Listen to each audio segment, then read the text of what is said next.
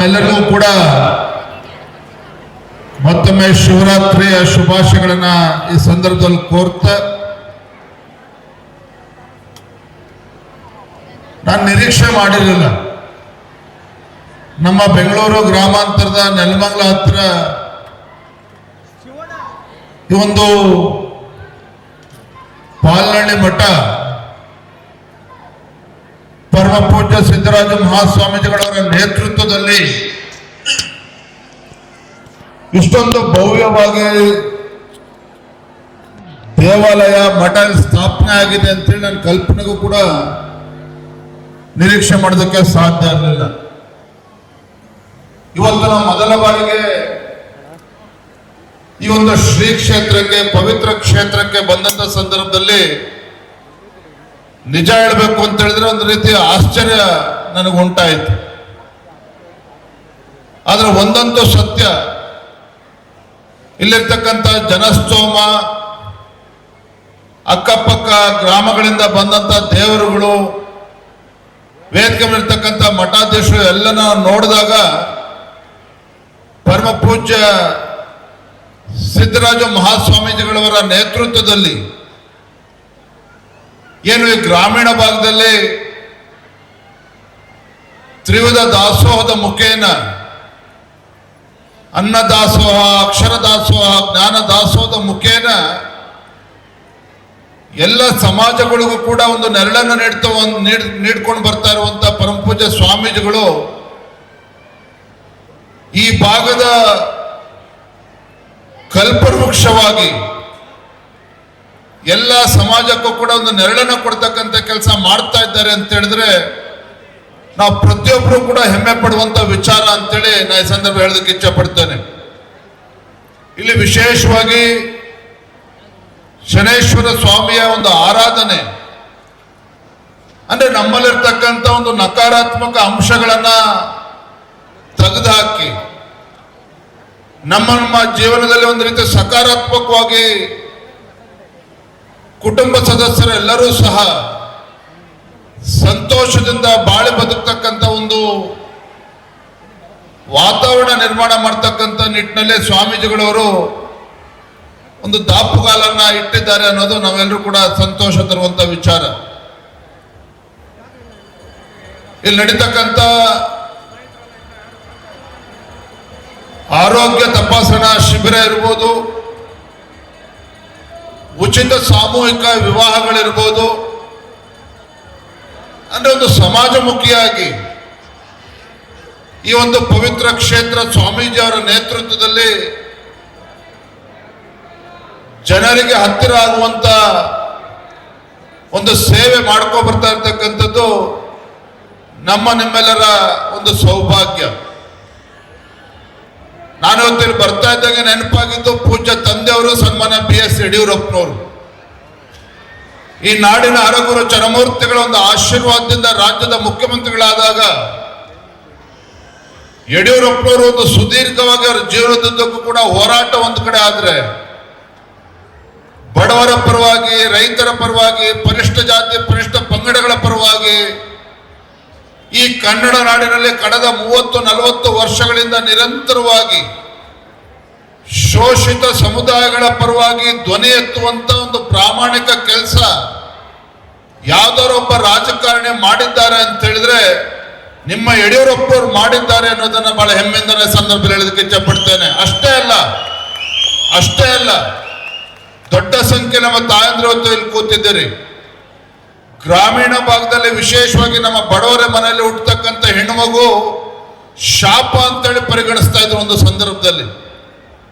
ಆದ್ರೆ ನಿಮ್ಮ ಯಡಿಯೂರಪ್ಪನವರು ಬಡವರ ಮನೆಯಲ್ಲಿ ಹುಟ್ಟಿರ್ತಕ್ಕಂಥ ಹೆಣ್ಣು ಮಗುದು ಶಾಪ ಅಲ್ಲ, ಭಾಗ್ಯಲಕ್ಷ್ಮಿ ಅಂತೇಳಿ ಭಾಗ್ಯಲಕ್ಷ್ಮಿ ಯೋಜನೆಯನ್ನ ತಂದಿರತಕ್ಕಂಥ ಮೊದಲ ಮುಖ್ಯಮಂತ್ರಿ ದೇಶದಲ್ಲಿ ಯಾರು ಇದ್ರೆ ನಿಮ್ಮ ಯಡಿಯೂರಪ್ಪನವರು ಅನ್ನೋದನ್ನ ಸಂದರ್ಭ ನೆನಪು ಮಾಡಿಕೊಡ್ತೇನೆ. ನಮ್ಮ ಮನೆಯಲ್ಲಿರ್ತಕ್ಕಂಥ ಹೆಣ್ಣುಮಗಳು ಶಿಕ್ಷಣದಿಂದ ವಂಚಿತರಾಗ್ತಾ ಇದ್ರು. ಆದ್ರೆ ಯಡಿಯೂರಪ್ಪನವರು ಬಡವರ ಮನೆಯಲ್ಲಿರ್ತಕ್ಕಂಥ ಹೆಣ್ಣುಮಕ್ಕಳು ಬೇರೆ ಬೇರೆ ಕಾರಣಗಳಿಂದ ಶಿಕ್ಷಣದಿಂದ ವಂಚಿತರಾಗಬಾರದು ಅಂತೇಳಿ ಬೈಸಿಕಲ್ ಯೋಜನೆಯನ್ನ ತಂದುಕೊಟ್ಟು ನಮ್ಮ ಹೆಣ್ಮಗಳು ಮನೆಯಲ್ಲಿರ್ತಕ್ಕಂಥ ಬಡವರ ಮನೆಯಲ್ಲಿರ್ತಕ್ಕಂಥ ಹೆಣ್ಮಗಳು ಮುಂದಿನ ದಿನಗಳಲ್ಲಿ ಒಳ್ಳೆ ಶಿಕ್ಷಣವನ್ನ ಪಡೆದುಕೊಂಡು ಸ್ವಾಭಿಮಾನದ ಬದುಕನ್ನ ಕಾಣಬೇಕು ಅಂತೇಳಿ ಬೈಸಿಕಲ್ ಯೋಜನೆಯನ್ನು ಕೂಡ ಸನ್ಮಾನ್ಯ ಯಡಿಯೂರಪ್ಪ ತಂದುಕೊಟ್ರು. ನಾ ಯಾಕಿದನ್ನ ಹೇಳ್ತಾ ಇದ್ದೇನೆ ಅಂತ ಹೇಳಿದ್ರೆ, ಯಾವುದೇ ಒಬ್ಬ ಜನನಾಯಕನಿಗೆ ಆ ಜಾತಿ ಈ ಜಾತಿ ಅಂತ ಹೇಳ್ದೇನೆ ಎಲ್ಲ ಸಮಾಜಕ್ಕೂ ಕೂಡ ನ್ಯಾಯ ಕೊಡುವಂತ ಕೆಲಸ ಮಾಡಿದ್ರು. ಇವತ್ತು ಕೂಡ ನಿಮ್ಮ ಮನೆಯಲ್ಲಿ ಯಾವ್ದಾದ್ರು ಶ್ರೀಮಂತರ ಮನೆಯಲ್ಲಿ ತಂದೆಗೋ ತಾಯಿಗೋ ಆರೋಗ್ಯ ಸರಿ ಇಲ್ಲ ಅಂತ ಹೇಳಿದ್ರೆ ಅವ್ರ ಮನೆ ಮುಂದೆ ಕಾರ್ ಇರ್ತದೆ. ಆದರೆ ನಮ್ಮ ರಾಜ್ಯದಲ್ಲಿರ್ತಕ್ಕಂಥ ಗ್ರಾಮೀಣ ಭಾಗದಲ್ಲಿರ್ತಕ್ಕಂಥ ಕಡುಬಡವರು, ಆ ಬಡವರ ಮನೆಯಲ್ಲಿ ತಂದೆ ತಾಯಂದ್ರಿಗೆ ಆರೋಗ್ಯ ಸರಿ ಇಲ್ಲ ಅಂತ ಹೇಳಿದ್ರೆ ರಾತ್ರಿ 1 ಗಂಟೆಗೆ 2 ಗಂಟೆಗೆ ಹೋಗಿ ಶ್ರೀಮಂತರ ಮನೆ ಬಾಗಿಲು ತಟ್ಟಬೇಕು, ಕಾರ್ ಕೇಳಬೇಕು.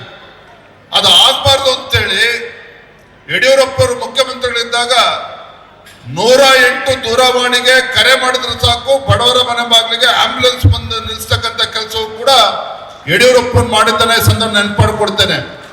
ನಿಮ್ಗೆ ಅನ್ನಿಸ್ಬೋದು, ಏನಪ್ಪ ವಿಜೇಂದ್ರ ಇಲ್ಲಿ ಬಂದು ಈ ವೇದಿಕೆಯಲ್ಲಿ ರಾಜಕಾರಣ ಮಾತನಾಡ್ತಾ ಇದ್ದಾನ ಅಂತೇಳಿ. ಈಗ ಯಾವುದು ಚುನಾವಣೆಗಳು ಇಲ್ಲ, ಯಾವುದೇ ಚುನಾವಣೆಗಳು ಕೂಡ ಈ ಸಂದರ್ಭದಲ್ಲಿ ಇಲ್ಲ.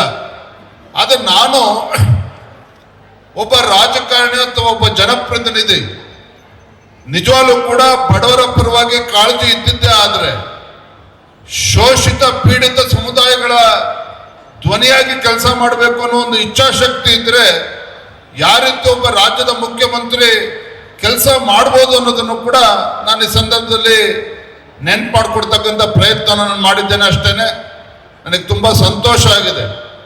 ನಾನು ನಿರೀಕ್ಷೆ ಮಾಡಿರಲಿಲ್ಲ, ಪರಮಪೂಜ್ಯ ಸ್ವಾಮೀಜಿಗಳು ನನಗೆ ಶಿವಗಂಗೋತ್ರಿ ಪ್ರಶಸ್ತಿಯನ್ನು ಕೊಡಬೇಕು ಅಂತೇಳಿ. ಪಾಪ ಸ್ವಾಮೀಜಿಗಳು ಯಾಕೆ ಆ ರೀತಿ ಅನ್ಕೊಂಡ್ರೆ ಗೊತ್ತಿಲ್ಲ, ಯಾಕೆ ನಾನು ಸ್ವಾಮೀಜಿಗಳ ದರ್ಶನವನ್ನು ಕೂಡ ಮಾಡಿರಲಿಲ್ಲ, ಯಾವತ್ತೂ ಕೂಡ ಸ್ವಾಮೀಜಿಗಳ ಭೇಟಿಯನ್ನು ಕೂಡ ಆಗಿಲ್ಲ.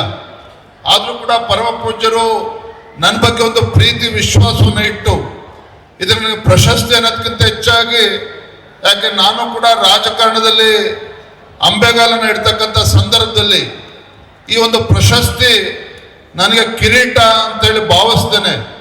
ನನ್ನ ಜವಾಬ್ದಾರಿಯನ್ನು ಹೆಚ್ಚು ಮಾಡುವಂಥ ಕೆಲಸ ಈ ಒಂದು ಪ್ರಶಸ್ತಿ ಮಾಡಿದೆ ಅಂತ ಹೇಳ್ತಾ ತುಂಬಾ ಸಂತೋಷ ಆಗಿದೆ. ಇಷ್ಟೊಂದು ಸ್ವಾಮೀಜಿಗಳು ಹೇಳ್ತಾ ಇದ್ರು, ರಾತ್ರಿ 9 ಗಂಟೆ ಅಂದ ಮೇಲೆ ಇನ್ನೂ ದೊಡ್ಡ ಸಂಖ್ಯೆಯಲ್ಲಿ ಭಕ್ತಾದಿಗಳು ಇರ್ತಾರೆ ಅಂತೇಳಿ. ನಾನು ಸ್ವಾಮೀಜಿಗಳಲ್ಲಿ ವಿನಂತಿಯನ್ನು ಕೂಡ ಮಾಡಿದ್ದೆ ಮುಂಚಿತವಾಗಿಯೇ. 9 ಗಂಟೆಗೆ ನಮ್ಮ ಒಂದು ಸಭೆನೂ ಕೂಡ ಬೆಂಗಳೂರಿನಲ್ಲಿ ಇರುವ ಕಾರಣ ಮುಂಚಿತವಾಗಿ ಮಾತನಾಡಿ ಕಾರ್ಯಕ್ರಮದಿಂದ ತೆರಳುತ್ತಾ ಇದ್ದೇನೆ. ಯಾರು ಕೂಡ ಅನ್ಯತಾ ಭಾವಿಸಬಾರ್ದಂತೆ ಸಂದರ್ಭದಲ್ಲಿ ಹೇಳ್ತಾ, ಎಲ್ಲೇ ಇದ್ರೂ ಕೂಡ ಸ್ವಾಮೀಜಿಗಳು ಜಗದ್ಗುರುಗಳು ಯಾವ ರೀತಿ ನನಗೆ ಆಶೀರ್ವಾದನ ಮಾಡ್ತಾರೋ, ವೇದಿಕೆ ಮುಂಭಾಗದಲ್ಲಿರ್ತಕ್ಕಂಥ ನಮ್ಮ ತಾಯಂದಿರು ಆಶೀರ್ವಾದ ಇದ್ರೆ ಜೀವನದಲ್ಲಿ ಯಾವುದೇ ಸಾಧನೆಯನ್ನ ಮಾಡೋದಕ್ಕೆ ಸಾಧ್ಯ, ಎಷ್ಟೇ ಎತ್ತರಕ್ಕೆ ಬೆಳೆಯೋದಕ್ಕೆ ಸಾಧ್ಯ ಅನ್ನೋದ್ರ ಬಗ್ಗೆ ಒಂದು ಅಚಲವಾಗಿರ್ತಕ್ಕಂಥ ವಿಶ್ವಾಸವನ್ನು ಇಟ್ಕೊಂಡಿದ್ದೇನೆ. ನಮ್ಮ ವೇದಿಕೆ ಮುಂಭಾಗದಲ್ಲಿರ್ತಕ್ಕಂಥ ಎಲ್ಲ ನಮ್ಮ ಶ್ರದ್ಧೆಯ ತಾಯಂದಿರ ಪಾದಾರವಿಂದಗಳಲ್ಲಿ ಭಕ್ತಿಪೂರ್ವಕ ಪ್ರಣಾಮಗಳನ್ನ ಸಲ್ಲಿಸ್ತಾ ಸಂದರ್ಭದಲ್ಲಿ ನಾನು ಕೂಡ ಮಠದ ಪರಮ ಭಕ್ತನಾಗಿ ಸ್ವಾಮೀಜಿಗಳ ಅವ್ರೇನು ಒಬ್ಬ ಶಿಷ್ಯನಿಂದ ಏನು ಅಪೇಕ್ಷೆನ ಪಡ್ತಾರೆ, ನಾನು ಕೂಡ ಹೆಗಲು ಕೊಟ್ಟು ದುಡಿತೇನೆ, ತಮ್ಮ ಜೊತೆಲಿ ಇರ್ತೇನೆ ಅನ್ನೋ ಮಾತನ್ನ ಸಂದರ್ಭ ಹೇಳ್ತಾ ವೇದಿಕೆ ಮೇಲೆ ಆಸೀನರಾಗಿರ್ತಕ್ಕಂಥ ಎಲ್ಲ ಪರಮ ಪೂಜ್ಯ ಸ್ವಾಮೀಜಿಗಳವರಿಗೆ ಮತ್ತೊಮ್ಮೆ ನನ್ನ ಭಕ್ತಿಪೂರ್ವಕ ಪ್ರಣಾಮಗಳನ್ನ ಸಲ್ಲಿಸುತ್ತಾ ವೇದಿಕೆ ಮುಂಭಾಗದಲ್ಲಿರ್ತ ವಿಶೇಷವಾಗಿ ನಮ್ಮ MD ಲಕ್ಷ್ಮೀನಾರಾಯಣ ಅವ್ರಿಗೆ ಅಭಿನಂದನೆ ಸಲ್ಲಿಸಬೇಕು, ಕೃತಜ್ಞತೆ ಸಲ್ಲಿಸಬೇಕು. 10 ದಿನದಿಂದ ಶಿಕಾರಿಪುರಕ್ಕೆ ಬಂದಾಗ ಅವರು ನನಗೆ ಒತ್ತಾಯ ಮಾಡಿದ್ರು, ಇಲ್ಲ ವಿಜಯೇಂದ್ರ ಬರಲೇಬೇಕು, ಸ್ವಾಮೀಜಿಗಳ ಆಶೀರ್ವಾದನ ಪಡೆದುಕೊಳ್ಬೇಕು, ದೇವರ ದರ್ಶನ ಮಾಡಬೇಕು ಅಂತೇಳಿ ಅವ್ರು ಒತ್ತಾಯ ಮಾಡಿದಂಥ ಸಂದರ್ಭ ನಾನು ಕೂಡ ಇಲ್ಲಿ ಬಂದಿದ್ದೇನೆ. ಅವರು ಕೂಡ ಸಂದರ್ಭನ ಕೃತಜ್ಞತೆಯನ್ನು ಸಲ್ಲಿಸ್ತಾ ವೇದಿಕೆ ಮುಂಭಾಗದಲ್ಲಿರ್ತಕ್ಕಂಥ ಎಲ್ಲ ಹಿರಿಯರಿಗೆ ವಂದಿಸಿ ನಾನು ಮಾತನಾಡ್ತೀನಿ.